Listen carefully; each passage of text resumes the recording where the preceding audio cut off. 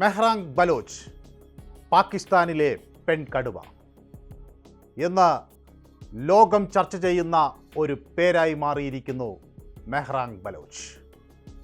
അവളെ അറസ്റ്റ് ചെയ്തു പാകിസ്ഥാൻ. പക്ഷേ അത് വ്യക്തമാക്കുന്നത് ആ രാജ്യത്തിൻ്റെ പരാജയമാണ്, രാജ്യത്തിൻ്റെ നിരാശയാണ്. സ്വാതന്ത്ര്യത്തിനും മനുഷ്യാവകാശത്തിനും സ്ത്രീ ശാക്തീകരണത്തിനും പോരാടുന്നു മെഹ്റാങ്. അതിൻ്റെ പ്രതീകമാണ് ഇന്ന് മെഹ്റാങ്. ബലൂച്ച് പ്രസ്ഥാനത്തിൻ്റെ മുന്നണി പോരാളി മെഹ്റാങ് ബലോച്ച്. ജനനം 1993. ബലൂചിസ്ഥാനിൽ നടക്കുന്ന തിരോധാനങ്ങൾ, നിയമവിരുദ്ധ കൊലപാതകങ്ങൾ, മറ്റ് മനുഷ്യാവകാശ ലംഘനങ്ങൾ എന്നിവയ്ക്കെതിരെ ഇന്ന് ശക്തമായൊരു പോരാട്ടം അവിടെ നടക്കുന്നു. 2009 ഡിസംബർ 12 മെഹ്റാങ്ങിൻ്റെ പിതാവിനെ പാകിസ്ഥാൻ ഭരണകൂടം തട്ടിക്കൊണ്ടുപോകുന്നു. കറാച്ചിയിലെ ആശുപത്രിയിലേക്ക് യാത്ര ചെയ്യുമ്പോഴാണ് അവളുടെ പിതാവിനെ പാകിസ്ഥാൻ സുരക്ഷാ സേന തട്ടിക്കൊണ്ടുപോയത്. ആദ്യഘട്ടത്തിൽ വിട്ടയച്ചു. അങ്ങനെ തൻ്റെ 16ാമത്തെ വയസ്സിൽ അവൾ പോരാട്ടത്തിലേക്ക് കാലെടുത്തു വെച്ചു. തട്ടിക്കൊണ്ടുപോകലുകൾക്കെതിരെ പ്രതിഷേധിക്കാനുള്ള ധൈര്യം സംഭരിച്ചു. അങ്ങനെ അവൾ പ്രതിഷേധത്തിൻ്റെ മുൾമുനയായി. വിദ്യാർത്ഥി പ്രതിരോധ പ്രസ്ഥാനത്തിൻ്റെ പ്രമുഖ നേതാവായി മാറി. 2021 ജൂലൈയിൽ അവളുടെ അച്ഛനെ വീണ്ടും തട്ടിക്കൊണ്ടുപോയി. പിന്നീട് അയാളെ മരിച്ച നിലയിൽ കണ്ടെത്തി. ക്രൂരമായ പീഡനത്തിൻ്റെ ലക്ഷണങ്ങൾ ഉണ്ടായിരുന്നു ആ ശരീരത്തിൽ. 2017 ഡിസംബറിൽ അവളുടെ സഹോദരനെയും തട്ടിക്കൊണ്ടുപോയി. പക്ഷേ പിന്നീട് വിട്ടയക്കേണ്ടി വന്നു. ബലൂചിസ്ഥാനിൽ നിന്ന് സർക്കാർ നടത്തുന്ന ചൂഷണത്തിനെതിരെയാണ് ഇന്ന് മെഹ്റാങ്ങിൻ്റെ പ്രതിഷേധം. ബലൂച്ച് പ്രതിരോധ പ്രസ്ഥാനത്തിലെ മുന്നണി പോരാളിയായി അവൾ ഉയർന്നു കഴിഞ്ഞു.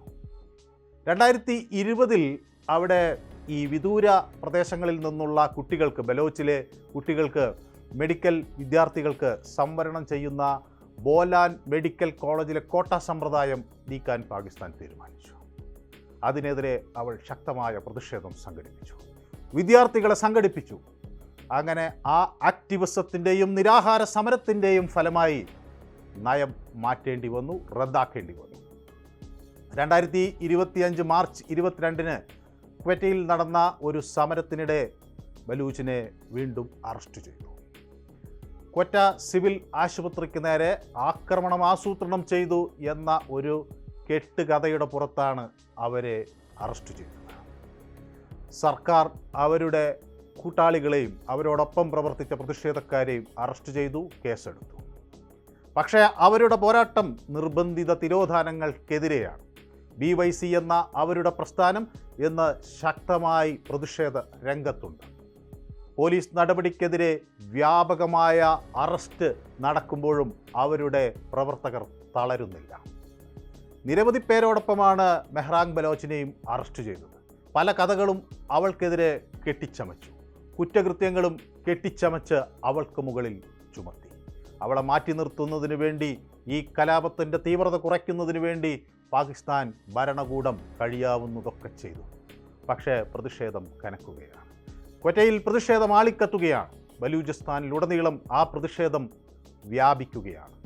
ടർബത്ത്, മഷ്തൂം, കലാത്ത്, ഖരൻ, ചാക്കി, ദൽബന്ദിൻ, ദാദർ, പഞ്ച്കുർ, അങ്ങനെ പേരെടുത്തു പറയാവുന്ന പല പ്രദേശങ്ങളിലേക്കും പ്രതിഷേധം കനത്തുകൊണ്ട് വ്യാപിക്കുകയാണ്.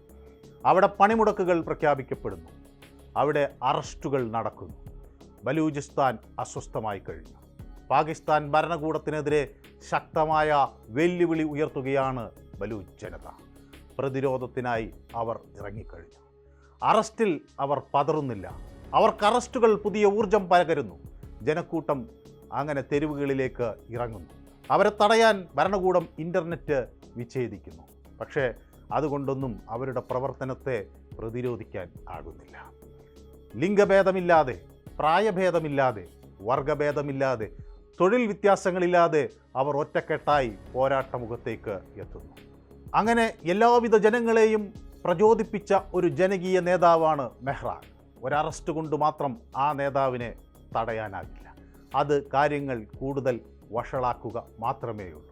പ്രതിഷേധക്കാർ പലയിടങ്ങളിലും ഹൈവേകൾ ഉപരോധിച്ചു. അത് ഗതാഗതത്തെ സ്തംഭിപ്പിച്ചു. അങ്ങനെ പാകിസ്ഥാൻ വലിയ പ്രശ്നങ്ങൾക്ക് നടുവിലായി. 2025 നൊബേൽ സമ്മാനത്തിന് മെഹ്റാൻ ബലോജിൻ്റെ പേരും നാമനിർദ്ദേശം ചെയ്യപ്പെട്ടിരിക്കുന്നു. അത് പാകിസ്ഥാനെ കൂടുതൽ പ്രതിരോധത്തിലാക്കും.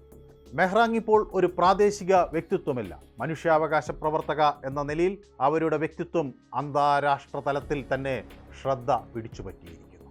ലോകം ഇന്ന് അവരെ അംഗീകരിക്കുന്നു. അറസ്റ്റ് ചെയ്തുകൊണ്ട് ആ നേതാവിൻ്റെ വായ് മൂടിക്കെട്ടാം എന്നത് പാകിസ്ഥാൻ കണക്കാക്കുന്നുണ്ടെങ്കിലും അത് ഫലം കാണില്ല എന്ന് ലോകം ഉറച്ചു വിശ്വസിക്കുന്നു. ബലൂച്ച് പ്രസ്ഥാനം ഇപ്പോഴേകമാനമല്ല, അതിന് ബഹുമുഖത്വം കൈവന്നിരിക്കുന്നു. അതിനൊന്നിലധികം മാനങ്ങളുണ്ട്. മെഹ്റാൻ ബലോച്ച് ബലൂചിസ്ഥാൻ എന്ന ആ പ്രവിശ്യയുടെ, ആ പ്രദേശത്തിൻ്റെ കരുത്തുറ്റ നേതാവ് ആയിക്കഴിഞ്ഞിരിക്കുന്നു. മാത്രമല്ല ലോകത്തിൻ്റെ അംഗീകാരവും നേടിക്കഴിഞ്ഞിരിക്കുന്നു. ബലൂചിസ്ഥാൻ ഇല്ലാതെ പാകിസ്ഥാൻ അങ്ങനെ നിലനിൽക്കാൻ കഴിയില്ല. അവിടുത്തെ പ്രകൃതി വിഭവങ്ങളാണ് പ്രധാനമായും പാകിസ്ഥാൻ ചൂഷണം ചെയ്യുന്നത്. ആ നാടിൻ്റെ ഒരു രത്നമാണ് ഈ ബലൂചിസ്ഥാൻ.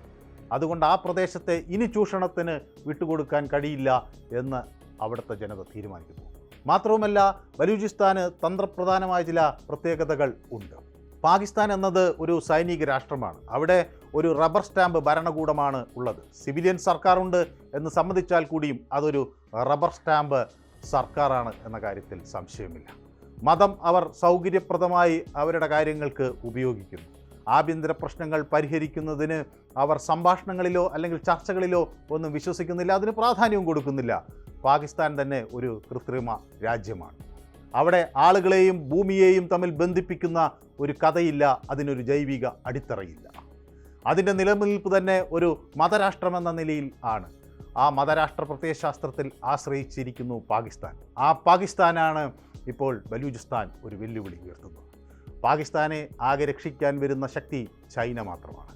ചൈനയ്ക്ക് ഈ മേഖലയിൽ ചില താല്പര്യങ്ങൾ ഉണ്ട്. കാരണം ചൈന പാകിസ്ഥാൻ സാമ്പത്തിക ഇടനാഴി കടന്നു പോകുന്നത് ഈ മേഖലയിലൂടെയാണ്. അതിന് ഇപ്പോൾ വെല്ലുവിളി ഉയർത്തുകയാണ് ബലൂചിസ്ഥാൻ. ചൈനയുടെ ബെൽറ്റ് ആൻഡ് റോഡ് ഇനീഷ്യേറ്റീവ്, അതുപോലെ സിൽക്ക് റോഡ് നയതന്ത്രം, ഇതുകൊണ്ടൊക്കെ തന്നെ ബലൂചിസ്ഥാൻ വളരെ തന്ത്രപ്രധാനമാണ്. അതുകൊണ്ട് ആ മേഖലയിൽ ചൈനയ്ക്ക് ഒരു പ്രത്യേക താല്പര്യവുമുണ്ട്. അതുകൊണ്ട് ചൈന ആവശ്യത്തിനുള്ള പിന്തുണ പാകിസ്ഥാന് നൽകുന്നുണ്ട്.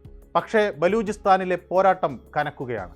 മെഹ്റാൻ ബലോച്ച് എന്ന 32കാരി അതിൻ്റെ മുന്നിൽ തന്നെ നിൽക്കുന്നു. തുറങ്കിലടിച്ചാലും എത്ര തന്നെ ശിക്ഷിച്ചാലും അവർ പിന്നോട്ട് പോകില്ല എന്ന് തെളിയിക്കുന്നു. കാലം കാത്തിരിക്കുന്നു മെഹ്റാൻ ബലോച്ചിൻ്റെ സ്വാതന്ത്ര്യത്തിനായി.